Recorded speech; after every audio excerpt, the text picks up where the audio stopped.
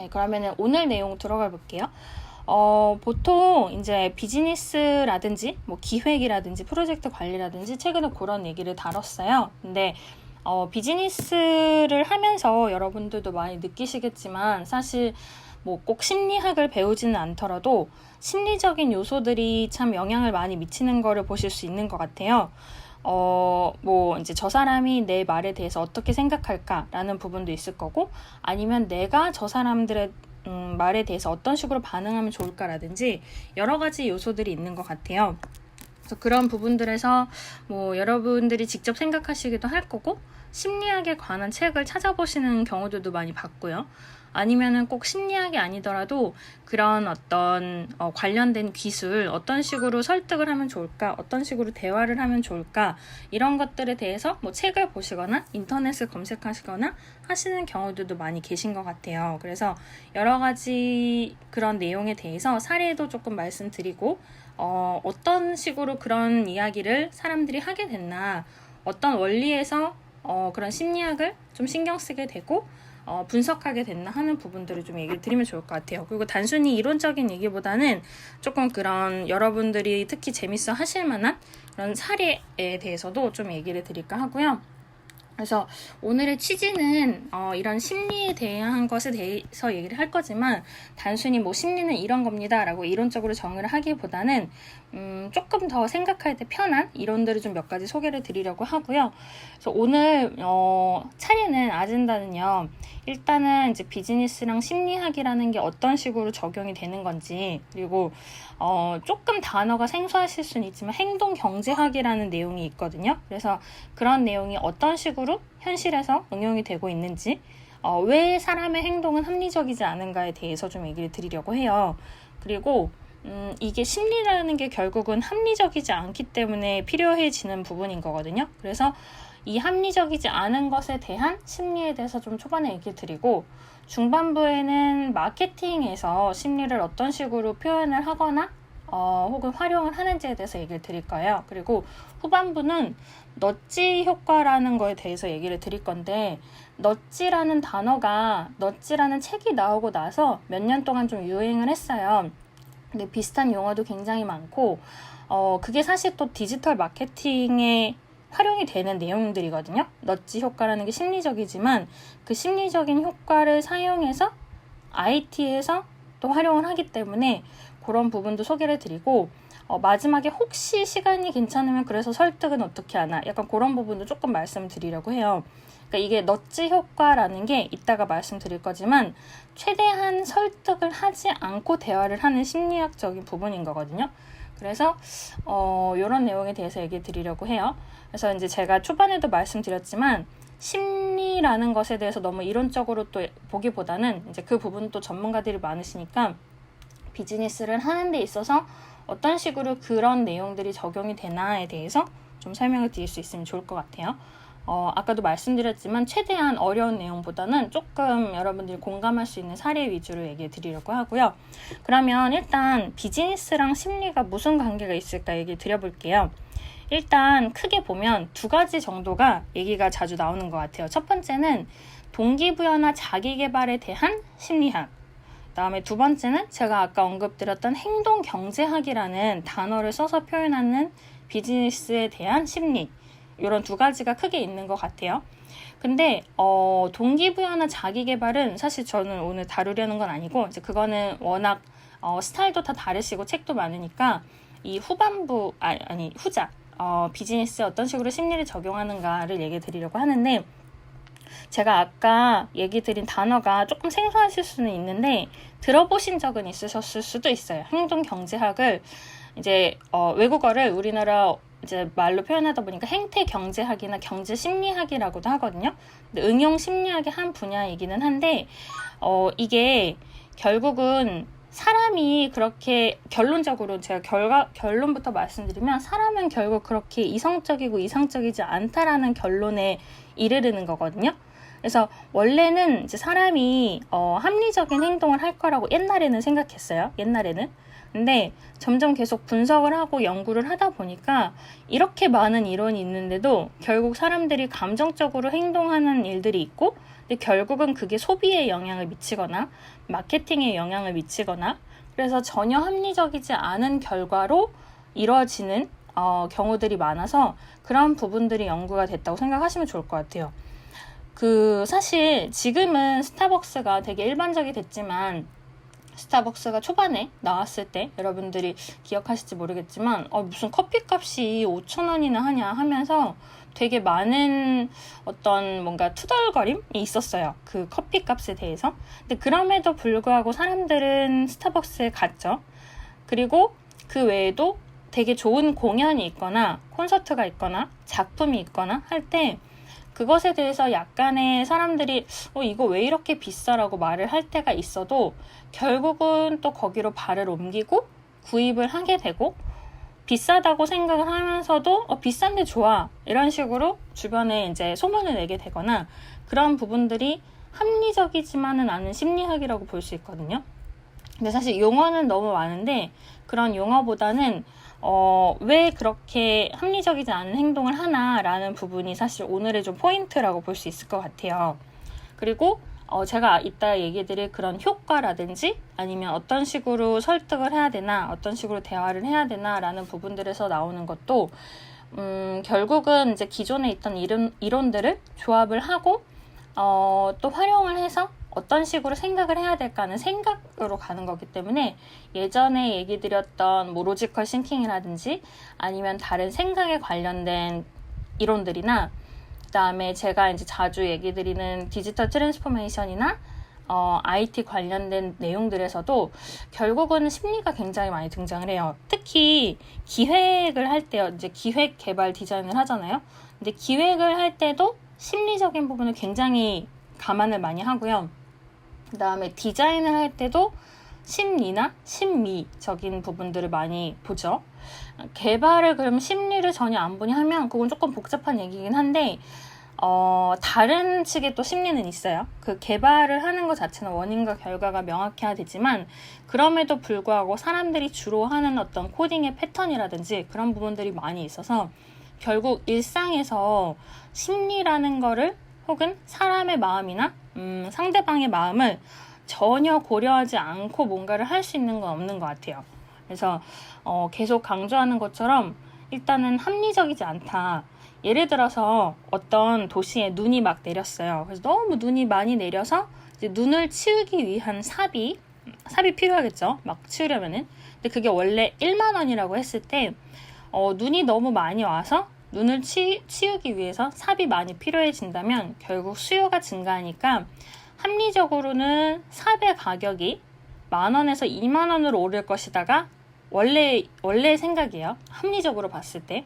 근데 다만 만약에 갑자기 그 상황에서 여러분 삽이 20,000원이 되었습니다 라고 하면 과연 사람들이 만족을 하고 살까요? 사지 않겠죠?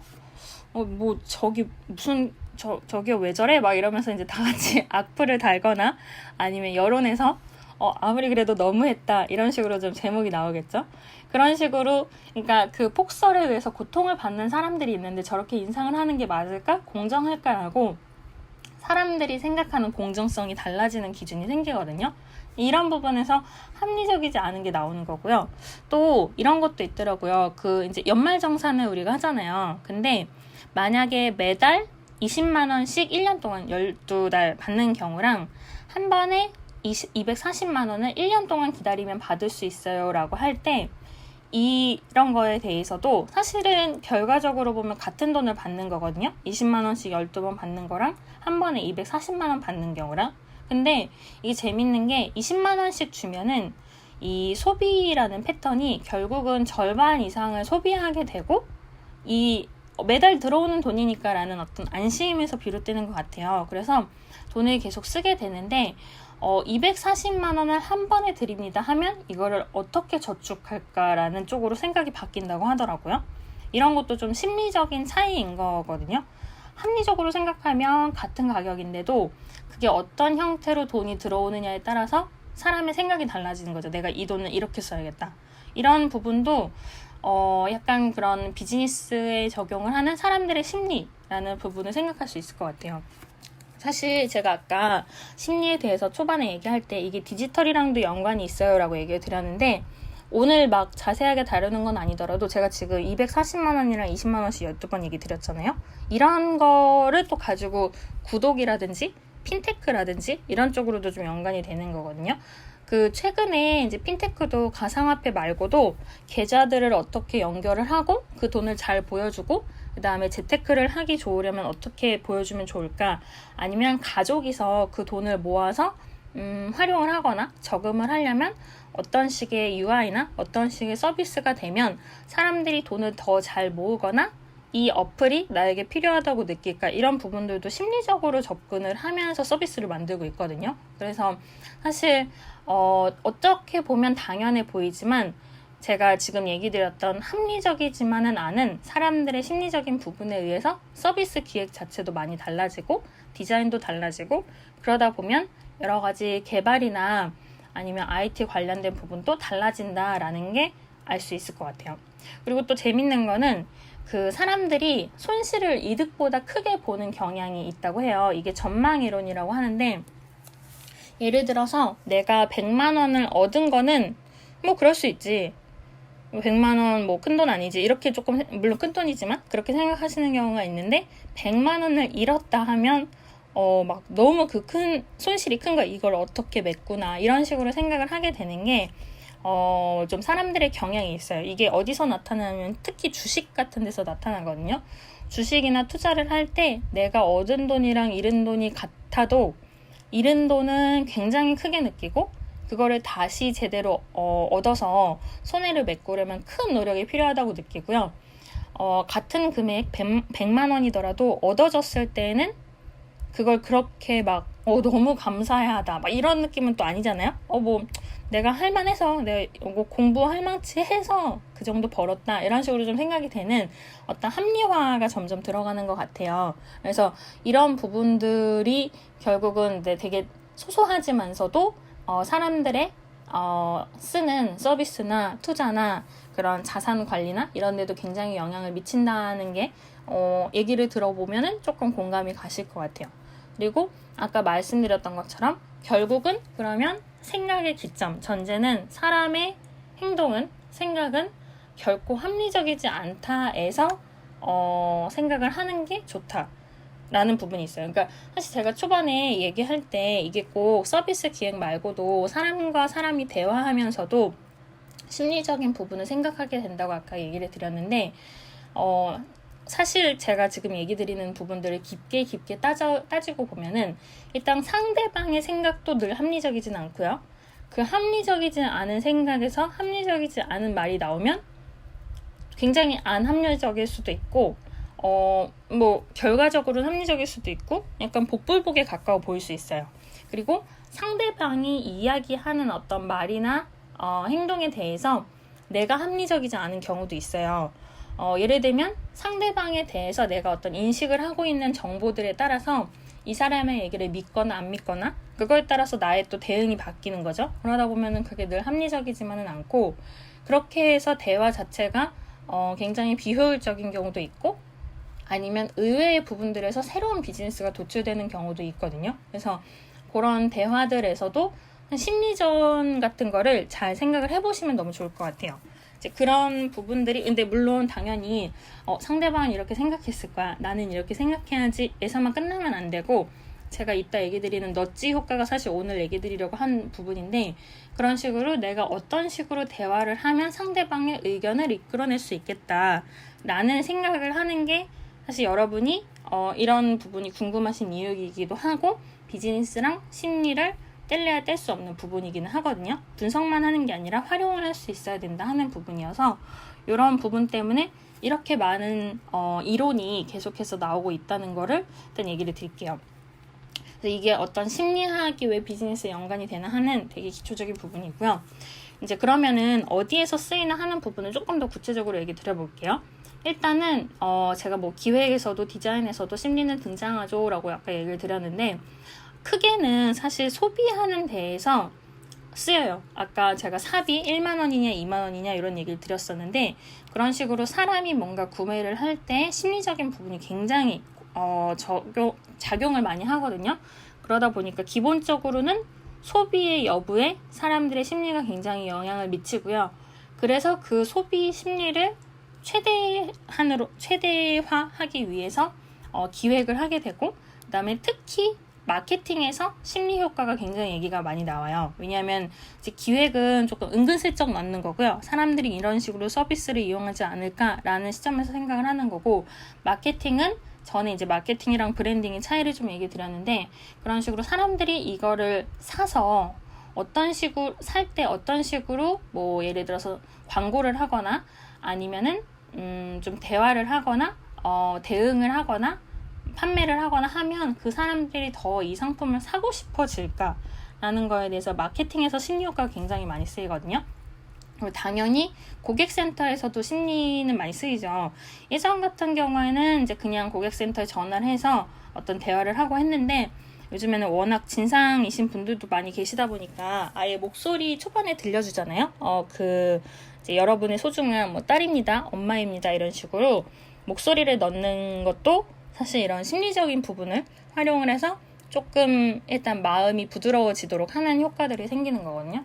그래서 뭐 고객센터뿐만 아니라 여러 곳에도 쓰이고, 아까 얘기한 것처럼 어떤 설득에도 쓰인다고 했는데, 사실 투자를 받거나 할 때도 이런 지표 부분은 굉장히 객관적으로 얘기를 해야 되지만, 결국 그 안에서 투자를 받거나 아니면 내가 원하는 결과를 도출하려면 이런 거죠. 그러니까 내가 이런 자료를 보여줬을 때 저 사람들이 어떤 생각을 할까, 거기에 대해서 내가 대비를 하려면 어떤 식으로 대답을 해야 저 사람들이 명확한 대답이라고 생각을 해서 투자를 할 수 있을까라는 부분이어서, 전에 말씀드렸던 어떤 로지컬 싱킹이랑 디자인 싱킹이랑도 굉장히 연관이 있고, 그런 생각하는 기술과도 연관이 있으면서 동시에 그 사람들의 마음과도 연관이 있기 때문에 되게 복잡하지만, 사실 시간이 있으면 있는 대로 이런 부분을 많이 또 책을 읽어보시거나 연구를 하는 거는 재밌을 수 있거든요. 그렇게 해서 내가 원하는 결과로 간다는 거, 그게 좀 포인트라고 생각을 할 수 있을 것 같아요. 그래서 심리학이 소비에 굉장히 영향을 미친다라는 걸 얘기 드렸는데, 사실 소비에 대해서도 또 제가 아까 얘기 드린 것처럼 연구가 엄청 많이 되어 있어요. 사람들이 왜 소비를 할까? 그리고 그 소비를 하는 데 대해서 사람들은 어떤 걸 만족하고 싶어 하나 하는 데에서 뭐 예를 들어서 필요라든지 욕구, 욕망의 차이나 그 구조가 어떻게 되는지를 또 막 연구하는 곳들이 많아요. 그래서 제가 요거는 링크는 또 나중에 따로 또 보내드릴게요, 채팅창에서. 왜냐하면 막 지금 이론을 설명하는 게 취지도 아니고 이론만 얘기하면 좀 졸릴 수도 있으니까 너무 막 따분한 내용보다는, 근데 이제 다만 그런 식으로 니즈라든지 우리가 보통 니즈 얘기를 하잖아요. 사람들이 니즈는 이런 거야 라고 되게 간단히 줄여서 얘기를 하는데, 사실 그 안에 필요한 건지 아니면 욕구인지 욕망인지 이런 부분이 굉장히 단계별로 있고, 그것에 따라서 어떤 텍스트로 된 정의도 다르거니와 사람들의 행동 패턴도 달라지거든요. 그리고 충동적으로 하는 것인지 아니면 어느 정도 충동 이외에 이성적인 판단이 어디까지 적용할까 하는 것도 생각을 많이 하게 되는데요. 아까 제가 삽이 1만 원에서 2만 원이 됐을 때 사람들이 그거를 만족할까? 만족하지 않겠죠? 라고 얘기를 한 것도 이론적인 부분 외에 어떤 사람들이 필요로 하거나 나의 마음을 충족시켜줬으면 하는 부분들이 있어요. 그게 꼭 금액적인 부분이 아니라 심리적으로 또 어떤 만족을 시켜줬으면 하는 부분들에 대한 기대가 있기 때문에, 그런 기대치에 대한 컨트롤도 사실 기획이나 프로젝트 관리에서 나오거든요. 그러니까 소비를 하는 거에 대해서 제가 지금 심리가 이렇게 작용을 합니다라고 이야기를 하고 있지만, 결국 이런 필요에 의한 거 말고도 그 사람들 혹은 소비자들이 어떤 기대를 하는지, 그 다음에 투자자들이랑 대화를 할 때 그 사람들이 어떤 기대를 하는지에 따라서 이야기하는 내용도 달라지고, 그 다음에 논리도 달라지고 하는 부분들이 생기고요. 그 다음에 특히 요즘에 이런 부분에서 또 등장하는 부분들이 언어적으로만은 굉장히 서로 대화를 하기가 어렵기 때문에 그림을 넣으라는 얘기도 많이 해요. 근데 이게 단순히 자료에 그림을 많이 넣으면 알기 쉽지 이게 아니라, 그림을 통해서 심리를 이끌어내는 기법들도 있어요. 근데 뭐 그거는 이제 또 용어도 되게 많지만, 근데 예를 들어서 단순히 미술적인 부분도 생각을 했을 때 드로잉 말고도 뭐 콜라주라든지 아니면 역할놀이나 연상을 시키는 방법들이 있죠. 그러니까 이런 것들이 막 단순히 이론을 떠나서 그 사람한테 이런 그림 혹은 이런 식의 화살표를 보여주면은 더 이해를 하고 나의 말에 따라올 것이다, 이런 부분들도 막 연구가 되는 부분도 있고요. 그리고 무의식적인 부분도 좀 강조를 많이 하기 때문에 뭐 이런 부분들이 막 우리가 다 알고 배우고 들어갈 순 없지만 그래도 굉장히 많은 연구가 되고 있기 때문에 필요할 때 그런 내용들을 찾아보면서 결국 니즈가 어떤 거고 소비가 어떤 건데 심리는 어떻게 적용을 하나라는 거를 찾아보고 또 분석을 해서 내 비즈니스에 맞게 적용을 하는 부분이 굉장히 중요할 것 같아요. 어떻게 보면 좀 뻔한 이야기일 수는 있는데 결국 그런 것들도 전략에 들어가고 그다음에 기획에 들어가고 그다음에 비즈니스라든지 비즈니스 모델에 들어간다라는 부분을 생각하시면 좋을 것 같아요. 보통 비즈니스 모델 얘기를 하면 이론적인 얘기에서 좀 그치는 경우들도 많아요. 이제 내가 소비자한테 이런 걸 제공하면 소비자는 이걸 만족을 할 거고 비즈니스 모델 캔버스상 이런 부분이 만족이 될 것이다 라는 것에서 어느 정도 얘기가 끝나는 경우가 많은데 아까 얘기 드린 것처럼 합리적이지 않은 생각이나 행동에 의해서 결과가 전혀 바뀌기 때문에 어려운 거거든요. 그래서 그런 부분들이라든지 그 다음에 정말 그런 부분을 다 고려해서 상품을 냈더라도 상품도 인기도 세상에 영원한 건 없어요. 그러면은 뭐 거기에서 새로운 마케팅을 하거나 가격을 할인하거나 그런 부분들도 계속해서 생기는데 거기서도 단순히 또 가격을 낮춰버리면 가격을 다시 올리기는 어려운 그런 것도 약간 심리에도 기반한 부분은 있거든요. 뭐 만약에 아까 제가 삽의 가격을 얘기했는데 삽의 가격이 결국 사람들의 반대에도 불구하고 2만 원이 됐어요. 2만 원으로 한 3년간 팔다가 삽을 너무 많이 생산해놔가지고 삽이 남아 도니까 안 되겠다, 만 원으로 내리자 해서 만 원 내린 다음에 다시 또 올리는 건 쉽지가 않거든요. 그래서 가격은 내리기는 쉬운데 올리기는 쉽지 않아서 이런 부분도 합리적인 게 아니라 단순히 사람의 어떤 심리적인 부분에 좀 영향을 끼친다고 생각을 하면 좋을 것 같아요. 근데 이런 합리적인 소비가 잘 안 되는 부분에 대해서 왜 이런 특징이 생기나 라는 부분도 살짝 언급을 드리고 제가 너치 효과를 얘기 드리면 좋을 것 같은데 약간 사람들의 생각 중에 예를 들면 경기 침체라는 걸 많이 듣잖아요. 경기 침체가 있을 때 더 사람들이 합리적인 소비를 안 한다고 해요. 예를 들면 되게 패턴이 많은데 이건 그냥 좀 재미 삼아서 얘기를 드려볼게요. 일단은 경기 침체가 있을 때 난 믿고 싶지 않아 라는 데 대해서 소비를 하게 되는 경우들이 많다고 해요.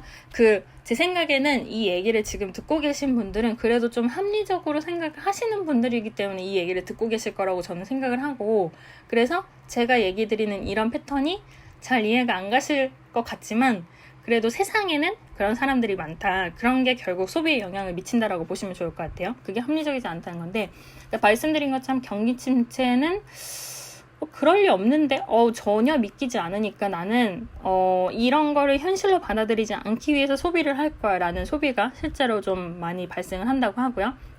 그 다음에 경기 침체가 있을 때 나 아직 죽지 않았어. 이런 어떤 과거에 대한 향수나 나 예전에 잘 나갔는데 하는 식으로 또 소비를 하는 패턴이 많다고 하거든요.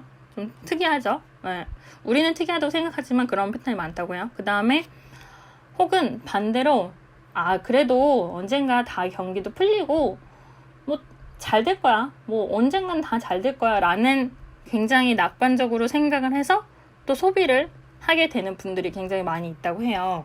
제가 지금 이런 얘기 드린 거 말고도 그 다음에 나는 원래 이런 사람이야. 나는 원래 이거 이 정도 쓰고 뭐 하는 식으로 그 경기 침체랑 상관없이 내 소비 패턴을 유지하겠다 이런 식으로 해서 여러 방향의 이제 소비들이 더 많이 발생을 한다고 해요. 그래서 경기 침체 때 사실은 되게 합리적으로 생각하면은 좀 저금이나 저축도 하고 안정적으로 계획도 세우고 하면 좋겠지만 전혀 그렇지 않다 보니까 이런 제가 말씀드린 우리는 언뜻 이해하기 어려운 소비 형태들도 많이 나타나다 보니까 더 사람들의 체감은 힘들어지는 거죠.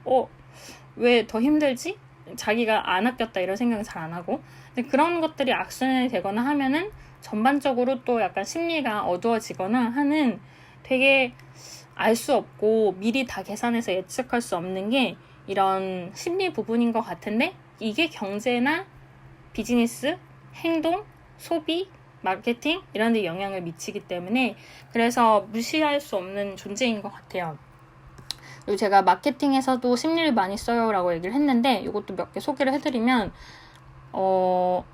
근데 제가 이런 소개를 하는 거에 있어서 사실은 살짝 배경을 잠깐 설명드리면, 제가 논문을 뇌과학을 썼었거든요. 그래서 이런 심리에 관한 것도 그때 좀, 그러니까 과학적인 거랑 그 다음에 이런 문학적인 거랑 어떤 효과가 있을까 이런 연구를 했었어서 이런 거랑 좀 비즈니스랑 연관이 있다고 생각을 많이 하는 부분도 있어가지고 좀 얘기 드리는데, 제가 논문을 썼던 거를 통해서 조금 요 효과 중에 하나를 얘기 드리면은, 칵테일 파티 효과라는 거를 여러분들이 들어보셨을 것 같아요. 근데 그 듣고 싶은 것만 골라서 듣는 심리 현상이거든요. 예를 들어서 요즘에 핸드폰으로 녹음하죠. 옛날에는 테이프로 녹음했죠. 테이프로 녹음을 당시에 하면 사실 그 녹음된 소리를 들어도 무슨 얘기 했는지 거의 안 들려요. 특히 파티면 잔 부딪히는 소리, 의자 움직이는 소리, 뭐 이런 소리들이 다 들리는 가운데 내가 원하는 사람의 소리는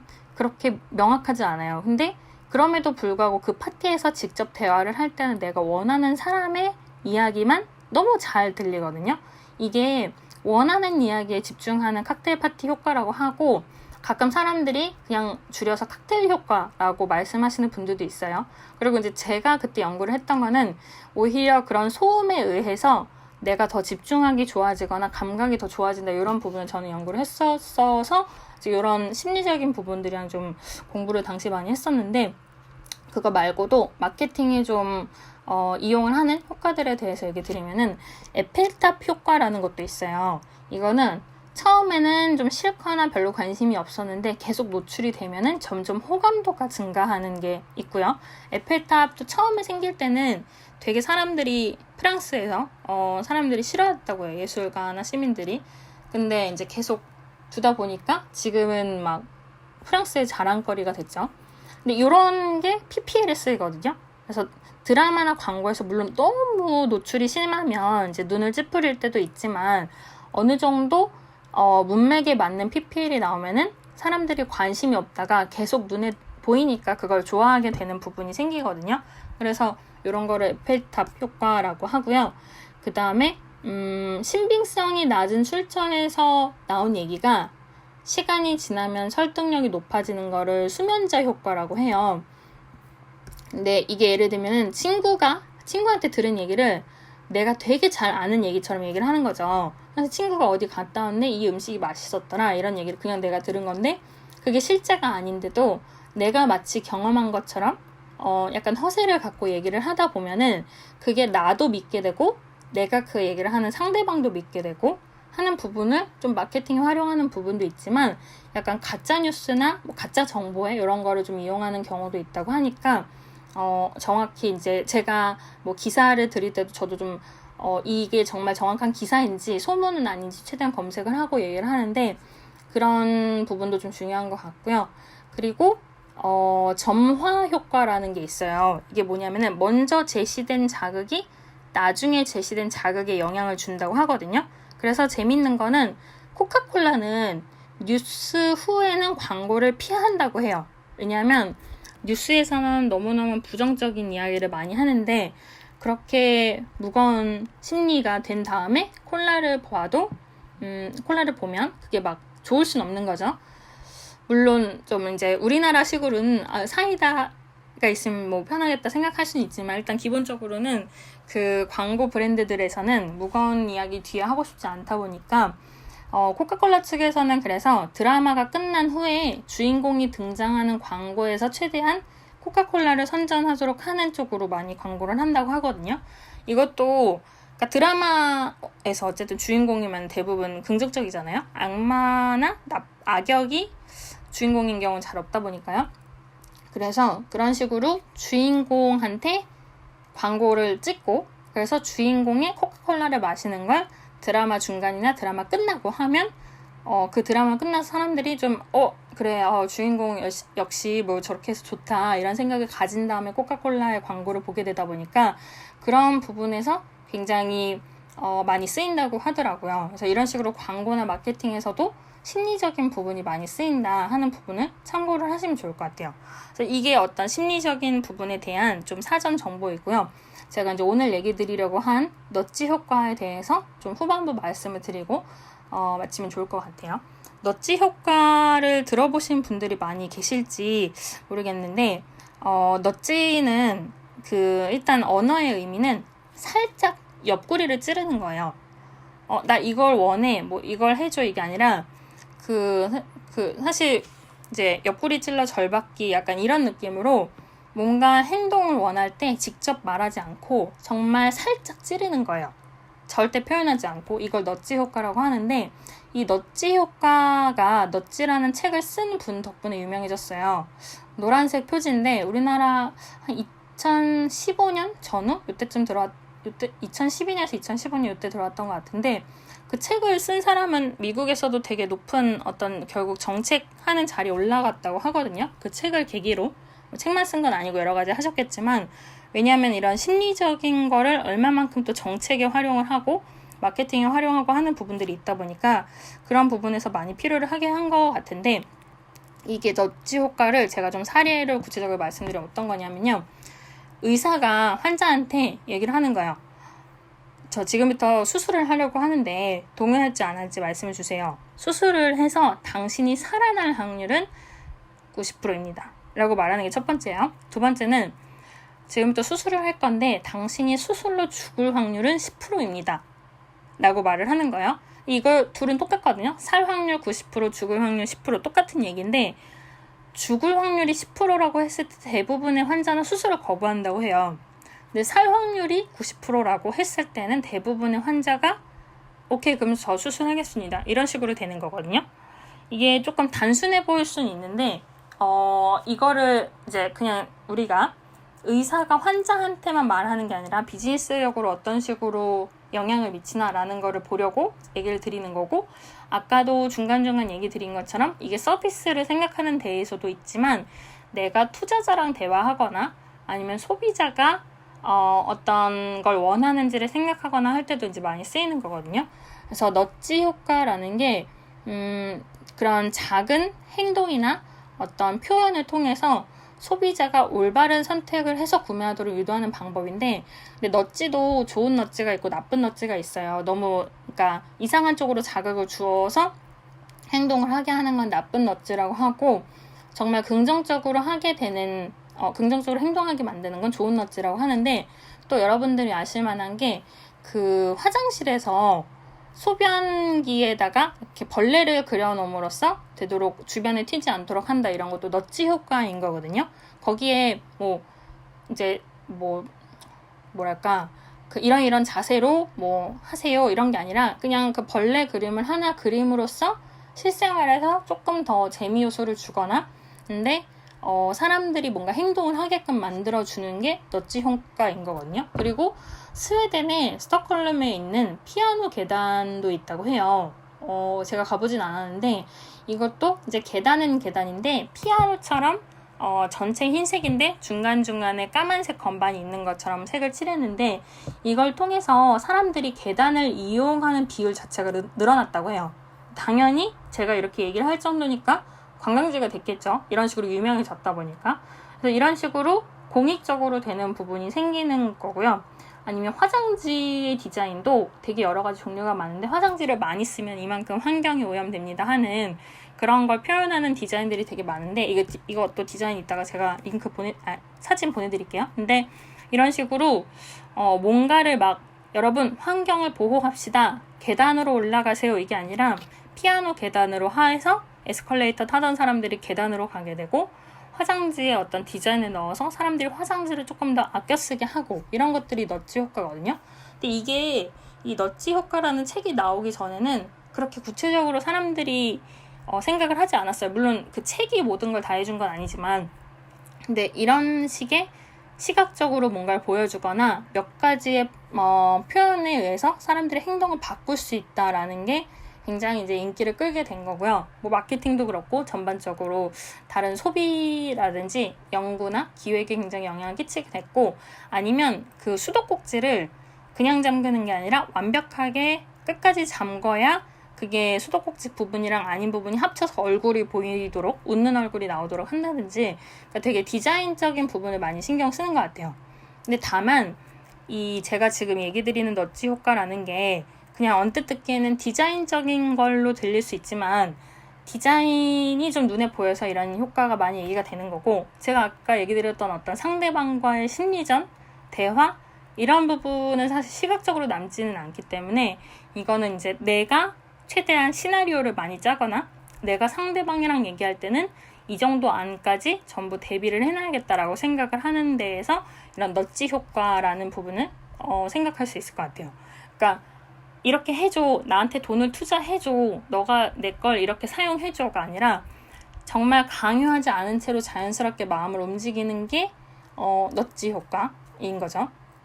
근데 제가 아까 좋은 넛지, 나쁜 넛지 얘기 드린 것처럼, 좋은 넛지는 이제 지금 말씀드린 것처럼 어느 정도 아실 것 같아요. 근데 투명하지 않거나 아니면은 쉽게 빠져나오지 않게 만들거나 아니면은 별로 근거가 없는데 심리적인 자극만 하는 게 좀 나쁜 넛지들이 있거든요. 예를 들어서 이런 거예요. 그 구독 서비스가 꼭 어떤 건 아닌데, 이게 사례로 인터넷에 있던 거는 어떤 사람이 이제 나쁜 넛지에 대해서 설명을 하는 건데, 그 신문을 구독을 하다가 구독을 취소하려고 하니까 구독 기간 만료 15일 전에 신문사에 이걸 알려야 된다, 전화로. 이런 부분이 있으면 이제 여러분들도 이거 별로 구독하고 싶지 않다라고 생각이 들겠죠. 왜냐면 내가 언제 구독하기 싫어질지 모르지만, 구독하기 싫어졌을 때 바로 취소 버튼을 최소한 누르고 싶고, 그리고 그거를 뭐 인터넷이나 전화로 핸드폰으로 클릭을 하면 모르겠지, 어플로 클릭하면 모르겠지만, 전화를 직접 해야 된다고 하면 그게 근무 시간이고 이러면은 전화를 하기도 힘들 거고, 이러면은 구독을 안 해야겠다 이런 생각이 보통 들게 되는 거죠. 이런 게 약간 나쁜 넛지에 들어갈 수 있는 건데, 또 재밌는 거는 근데 이런 해지, 구독 취소 이런 거를 숨겨놓는 곳이 되게 많죠. 아마 여러분도 되게 많이 느끼셨을 거예요. 그 인터넷 사이트 볼 때 보다가 이거 진짜 내가 더 안 쓸 것 같은데 취소해야겠다, 탈퇴해야겠다 하는 탈퇴 버튼이 없는 경우가 굉장히 많잖아요. 그래서 약간 심리적인 부분이 있긴 있어요. 그게 되게 숨겨져 있어서 결국 찾으면 나오는 경우는 있고요. 그러면은 그래도 저는 좀 양심적이라고 생각을 하는데, 아예 탈퇴 버튼을 까먹고 안 만들든 일부러 안 만들든 안 만드는 경우들이 있어요. 왜냐하면 가입자나 유저 수를 최소한 유지하기 위해서 그런 경우가 있는데, 그런 부분들도 나쁜 넛지인 거예요. 그러니까 내가 원해서 탈퇴하고 싶을 때 탈퇴를 할 수 없도록 만드는 것들이거든요.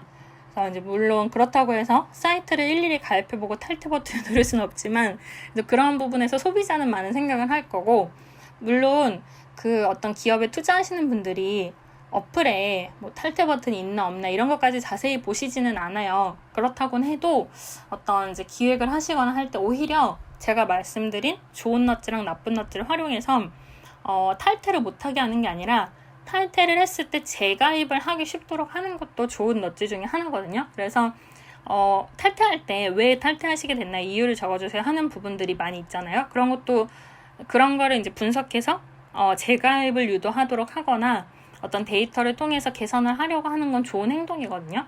그래서 뭐 이제 그런 부분의 차이가 있으니까, 그런 것도 소비자로서도 그렇고, 아니면 꼭 소비자라고 해도 나중에 어떤 기업에 투자를 하거나 뭐 주주가 될 수도 있는 거니까, 그런 부분들을 되게 다양하게 살펴보시면은 너무 좋을 것 같아요. 그래서 그게 좋은 넛지랑 나쁜 넛지의 차이고요. 근데 넛지랑 조금 비슷한데 다른 단어가 있어서 그걸 몇 개 소개를 하고 설득이라는 거에 대해서 살짝 말씀을 드리면 오늘 마무리를 하면 좋을 것 같아요. 근데 이제 제가 열심히 얘기는 하고 있지만, 혹시 이거는 좀 잘 모르겠는데 하는 부분들이 있으면은 채팅창에 언제든지 말씀 주시면 좋을 것 같아요.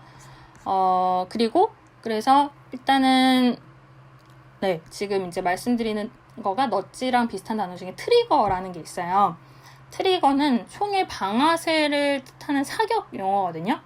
근데 이게 예전에는 이제 이런 말을 잘 안 쓰였지만 지금은 트리거란 단어가 굉장히 많이 쓰이는데 이게 근데 나라마다 조금 어감이 달라요. 그래서 그냥 트리거라고 했을 때 정말 어떤 계기를 만들어주는 요소라고만 쓰는 경우가 있고, 근데 우리나라에서 트리거 혹은 트리거 요소라고 하면 게임이나 아니면 조금 부정적인 경우에, 그러니까 나쁜 상황을 만드는 요소에 쓰는 경우가 많거든요.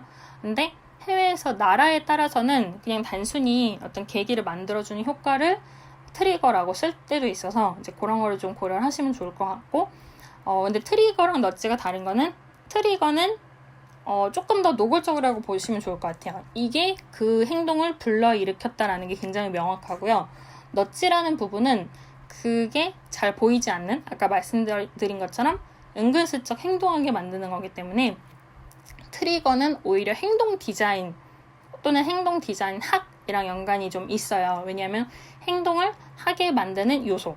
그래서 아까 제가 트리거 요소라고 하면 우리나라에서 좀 부정적인 것들이 검색이 된다라고 했는데 어떤 부정적인 행동에 관련된, 예를 들어서 뭐 그 범법행위 이런 거를 뭔가 인터넷에서 보고 사람들이 좀 뭔가 심리가 어두워지거나 아니면 나쁜 행동을 하게 되거나 그런 쪽으로 옮겨지는 것들에 대해서 좀 부정적인 트리거라는 그런 단어를 쓸 때가 있거든요. 예를 들어서 되게 어두운 기사가, 뭐 예를 들면 강도가 늘었다, 뭐 도둑이 늘었다 이런 기사를 많이 보게 되면은 그게 실질적으로 도둑이 늘어난 것처럼 느끼거나, 아니면 그걸 보고 이건 좀 극단적이지만 나도 도둑이 돼야겠다라고 생각하는 사람이 누군가 있을 수도 있는 어떤 그런 부정적인 것에 대해서 이제 우리나라는 좀 많이 쓰는 것 같고요. 근데 꼭 부정적이든 아니면 해외에서처럼 다양한 것에서 쓰일 때 어쨌든 트리거라는 거를 통해서 사람을 움직이게 만드는 행동이나 아니면 물건이나 공간이나 환경 같은 게 있기 때문에 그런 걸 통해서 행동 디자인을 할 때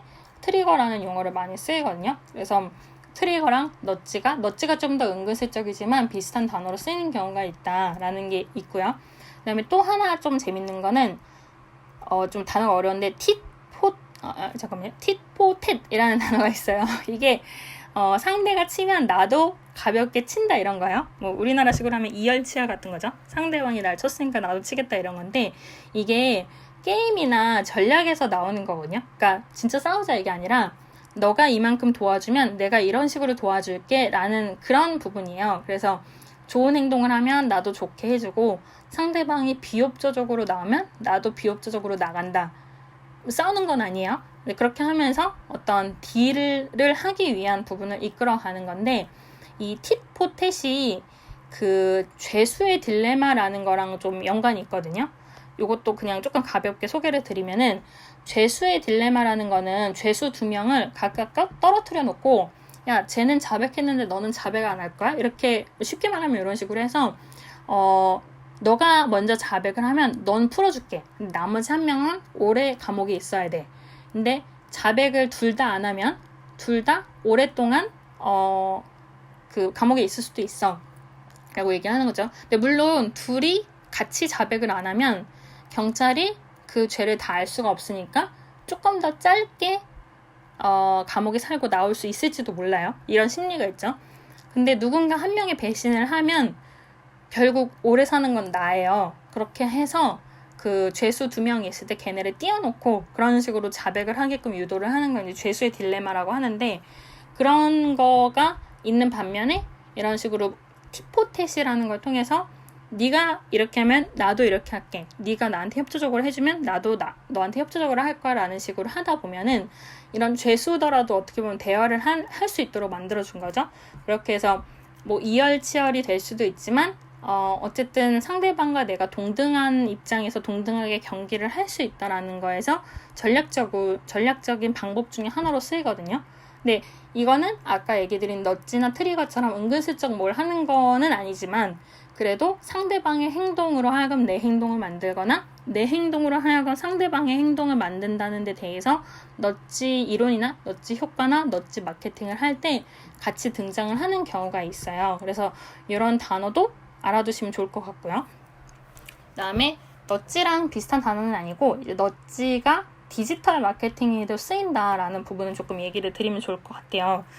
제가 아까 이제 초반에 얘기 드릴 때에도 디지털 트랜스포메이션 얘기를 한 지지난주쯤 얘기 드렸었는데, 그러니까 디지털이라는 게 어려운 게 아니고, 여러분들이 어떤 행동을 하면서 디지털화 되어가는 과정들이 디지털 트랜스포메이션이고, 지금 하는 많은 행동들에 기술적인 것들이 연관이 돼서 더 편리해진다면, 그게 결국 그런 과정을 겪고 있는 거다라고 얘기 드렸는데, 그런 디지털 트랜스포메이션랑 관련이 있는 것들 중에 하나가 디지털 마케팅이거든요.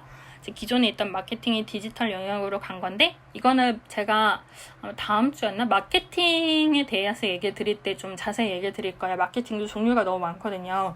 근데 지금 얘기 드리려고 하는 거는 그런 자세한 얘기보다는 결국 그런 디지털에도 심리가 쓰인다 하는 부분이거든요. 보통 제가 아까 얘기 드린 뭐 삽의 가격이 1만 원에서 2만 원 오르는데 여러분은 사시겠냐? 라든지 의사가 환자한테 살 가능 90%, 죽을 가능성 10% 이런 얘기를 하는 건 굉장히 오프라인, 전혀 디지털하지 않고 아날로그한 내용이잖아요. 근데 이런 어떤 사람의 심리를 이용해서 온라인에서 쓰는 것들이 디지털 마케팅에도 나오고, 그게 아까 얘기 드린 것처럼 취소나 탈퇴 버튼을 숨겨버리거나 혹은 잘 보여주되 재가입을 유도할 수 있도록 플로우를 잘 짜거나 이런 부분들이 좀 심리적으로 많이 들어가거든요. 그래서 이제 그런 것들에 대한 디지털적인 그 상품이나 이런 것에 대해서 마케팅의 넛즈를 활용하기도 하고요. 아니면 제가 아까 초반에 언급드렸던 것처럼 사람들의 어떤 자산이나 재테크나 투자에 대한 개념들이 조금 모호하거나 심리적인 영향을 받을 때 그걸 핀테크로 활용을 하기 위해 해소를 해주기 위해서 그런 심리를 활용하는 경우도 있다 하는 그런 테크놀로지가 들어간 것들은 디지털 기술에 들어간 넛지라고 보시면 좋을 것 같아요. 그리고 이런 것도 있대요. 브라질에서 택시 이용자들의 92%가 안전벨트를 안 맨다고 해요. 그래서 어떤 걸 했냐면 안전벨트를 매면 인터넷이 무료입니다 라고 해서 안전벨트를 착용을 하면 인터넷을 정말 무료로 이용할 수 있는 특수 장치를 설치한 거예요. 택시에. 사람들이 택시 탔는데 인터넷 써야겠고 하면 당연히 안전벨트를 착용하게 되는 거죠. 이게 디지털 기술을 활용한 넛지거든요. 왜냐면 와이파이를 연결하는 부분에서 기술적인 부분이 들어가는데 그걸 심리를 활용한다 하는 거기 때문에 디지털 기술과 넛지가 연관성이 있는 거고요. 그 다음에 시카고에 디지털 횡단보도가 설치되어 있다고 해요. 저도 지금 사진이랑 그림으로만 봤고 직접 본 건 아닌데, 그게 어떤 이제 거리에서 사람들이 일정 인원이 건너려고 하면 그 거리에 횡단보도가 그려지는 식으로 표시가 된다고 해요. 이제 물론 요즘 우리나라에서도 그 핸드폰 보는 각도에 맞춰서 이제 길에 그 불을 심어 놓는다든지 전구를 심어 놓거나 이런 것도 많이 하고 있는데, 그런 식으로 교통사고를 최대한 줄이면서도 주변의 상황에 따라서 기술적인 부분들이 변화하는 거에 넛지라는 심리적인 효과를 많이 넣고 있다고 하거든요. 그래서 이거는 디지털 횡단보도 이렇게 검색을 해보시면 나올 것 같은데, 이런 식으로 되게 많은 곳에 사실 심리적인 거랑 디지털이랑 연관을 갖고 하고 있다라는 게 있을 것 같아요. 그래서 이런 부분도 참고를 하시면 좋을 것 같고, 약간 설득에 대한 부분만 마지막으로 살짝 언급드리고 그 다음에 전체 한번 정리하고 오늘 마무리하면 좋을 것 같아요. 일단은 제가 설득이란 얘기를 왜 하냐면은 넛지는 결국 설득을 안 하고 원하는 걸 얻는 거고요. 설득은 말 그대로 설득을 해서 원하는 걸 얻는 거예요. 그래서 이 둘은 굉장히 다르다는 걸 일단은 알아주시면 너무 좋을 것 같아요. 설득이라는 건 내가 상대방한테 뭔가 일단 말을 하기 시작을 하거든요. 이걸 뭐 사줘 아니면 투자해줘 이런 걸 수도 있고, 그게 아닐 수도 있고 다른 어떤 니즈를 얘기할 수도 있지만, 근데 이 설득이라는 게 그래서 설득의 심리학이나 설득의 뭐뭐뭐 이런 식으로 책도 되게 많이 나와 있어요. 근데 거기서 특히 강조하는 게 몇 가지 원칙 같은 게 있어서 그것만 좀 소개를 드리면 좋을 것 같은데, 일단 설득을 할 때는 상호성의 원칙이라는 게 있어서 좀 빚지기 싫은 심리 이런 게 있거든요. 그러니까 상대방이 한 개 줘, 그럼 나는 뭐 최대 2개, 뭐 약간 이런 식으로 어느 정도 숫자가 같이 오가는, 이게 제가 그러니까 짧은 시간에 이걸 설명하려면 이것도 조금 어렵긴 한데, 근데 어쨌든 상대방이 좀 양보를 하면 나도 여기까지는 해줘야지라는 식으로 상대방의 행동에 의해서 좀 영향을 받는 거거든요. 아까 제가 얘기 드렸던 tit-for-tat이랑 약간 비슷하죠. 근데 이런 식으로 상호적으로 작용을 하는 심리가 있다라는 걸 설득할 때 많이 고려를 하게 되는 게 있고요. 그다음에 두 번째는 권위의 원칙이라는 게 있어요. 그래서 나보다 윗사람의 말은 조금 무비판적으로 신뢰를 하는 경향을 얘기를 해요. 나보다 경력이 많은 사람, 나보다 나이가 많은 사람, 어떤 이런 부분들에 대해서 일단 신뢰를 하게 되는 부분이 있고, 그게 꼭 틀린 건 아니에요. 왜냐면은 그건 그거대로 어떤 사람들의 기본적인 심리가 그렇다는 거는 그게 과학적이기 때문에 그런 거거든요. 근데 다만 상대방이 이야기하는 어떤 내용들 중에 팩트가 아닌 것도 섞여 있을 수는 있기 때문에 그걸 잘 걸러들어야 되는 건 본인의 몫이고, 다만 그런 식으로 어떤 권위적인 것에 의해서 사람들이 설득이 되는 경우도 있다. 그러니까 이제 다들 막 그 이력서도 열심히 써서 투자 받을 때 여러 가지 정보를 적는 것도 그런 부분이랑 연관이 있거든요. 아니면 좀 유명한 분이 추천서를 써준다든지 그런 것도 있고요. 그다음에 호감의 원칙이라는 게 있어서 내가 좋아하는 사람의 부탁은 조금 더 들어주기 쉬운 심리가 있어요. 그래서 이제 우리가 부탁을 할 때 그냥 부탁하기도 하지만 친한 사람 통해서 이야기를 한다 할 때에도 그게 설득의 심리와 연관이 있다는 게 있고요. 그다음에 네 번째는 희귀성이라는 게 있는데 조금 희귀성이 있는 것에 대해서 사람들이 경쟁적으로 좀 원하는 심리를 갖는 경우가 있거든요. 이게 뭐냐면은 이거 리미티드 에디션이에요. 그러면 좀 사게 되고 이거 이제 10개밖에 안 남았어요. 이러면 사게 되고, 이런 부분들에서 설득이 되는 경우가 있는 거죠.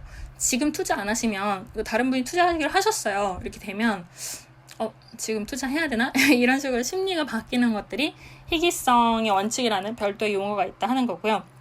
그다음에 일관성, 말하는 거에 대해서 일관성이 이어질수록 좀 더 설득이 잘 되는 거라든지, 여섯 번째는 사회적 증거라고 해서 대다수의 사람들이 원하는 것을 조금 더 따라가려고 하는 것이 있다라는 게 설득에서 많이 쓰이거든요. 그래서 이 설득의 심리학을 또 지금 시간 내에 전부 얘기를 드릴 수는 없지만, 설득을 하는, 즉 말을 해서 내가 어떤 사람의 행동을 하게 만드는 것에도 원칙이나 원리가 다양하게 있어서 그걸 활용하면 좋고, 아까 말씀드렸던 넛지라는 거는 내가 최대한 그걸 말하지 않고 되게 작은, 은근슬쩍 뭔가 알듯 모를듯 하게 표현을 해서 심리적인 부분까지 활용을 해서 원하는 걸 얻어내는 방법이 있기 때문에 이제 그걸 두 개를 잘 섞어서 활용하시면 좋고요.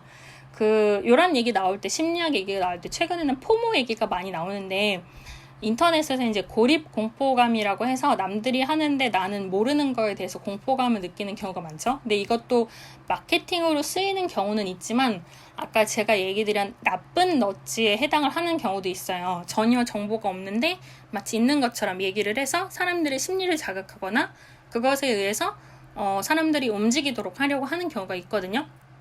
사실 아무것도 없는데 지금부터 어느 정도 기다리면 이런 게 나올 것이다 라고 얘기를 하거나, 그런 포모를 이용한 마케팅이란 단어가 있지만 이건 나쁜 넛지로 활용이 된다라는 것도 참고차 알아두시면 좋을 것 같아요.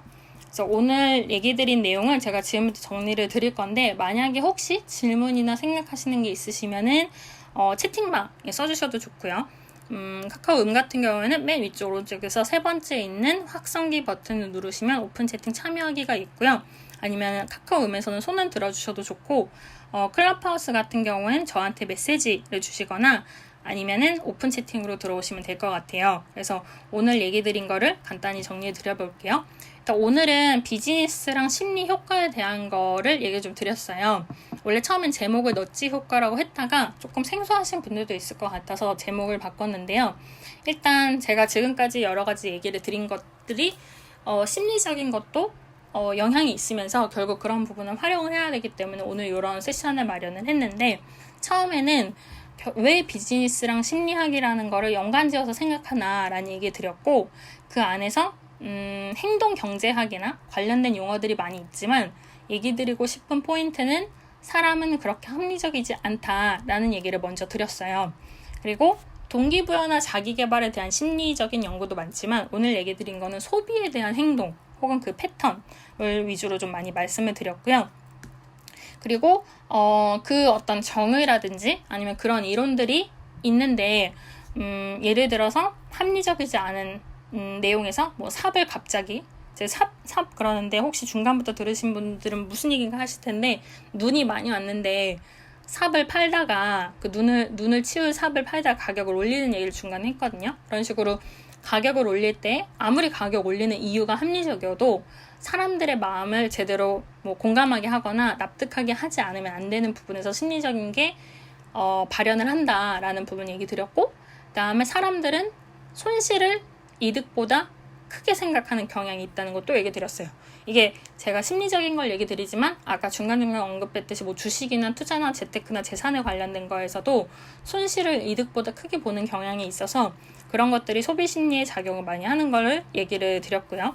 그리고 그런 좀 합리적이지 않은 행동들에 대해서 20만 원씩 12달 받는 거랑 240만 원 한꺼번에 받는 거랑, 전자의 경우에는 사람들이 소비를 많이 하고 후자의 경우에는 저축을 많이 한다, 이런 경우도 있더라라는 걸 얘기 드렸어요. 그리고 나서 이런 심리가 그럼 어디에 쓰이냐 하는 게, 소비라는 걸 기준으로 생각했을 때 기획에서도 쓰고 디자인에서도 쓰고 마케팅에서도 쓰고 고객센터에서도 쓰죠라는 얘기를 아까 드렸고, 고객센터가 이제 여러분이 전화 거시면은 여러분의 소중한 딸입니다, 엄마입니다, 아빠입니다 이런 얘기 하는 게 심리적인 부분도 활용을 하고 있다라는 얘기 드렸어요. 그리고 이런 소비에 대해서 니즈라는 단어를 많이 쓰는데, 이론적인 거는 조금 차치하더라도 욕망, 욕구, 필요 이런 단어들이 다양하게 등장을 하고, 그런 단계에 따라서 사람이 생각하는 거, 그 다음에 기업이나 비즈니스에서 펼쳐야 할 행동도 다르고, 그걸 파악해야 되는 투자자나 아니면 소비자의 생각도 다 다르다라는 얘기를 드렸어요. 그리고 사실 이런 얘기를 드렸던 것들은 이 합리적 소비의 상실이라는 경기 침체 시에 되게 독특하게 나오는 소비 패턴도 포함해서 이런 전반적인 패턴이나 이야기 드린 건 너찌 효과라는 걸 설명을 드리기 위한 거였는데, 사이에 이제 뭐 칵테일 파티나 어떤 칵테일 파티 효과라든지 여러 가지 효과에 대해서도 말씀드렸지만, 그런 효과들을 잘 알면서도 최대한 은근슬쩍 사람을 행동하게 만드는 게 너찌 효과라는 거를 얘기를 드렸어요.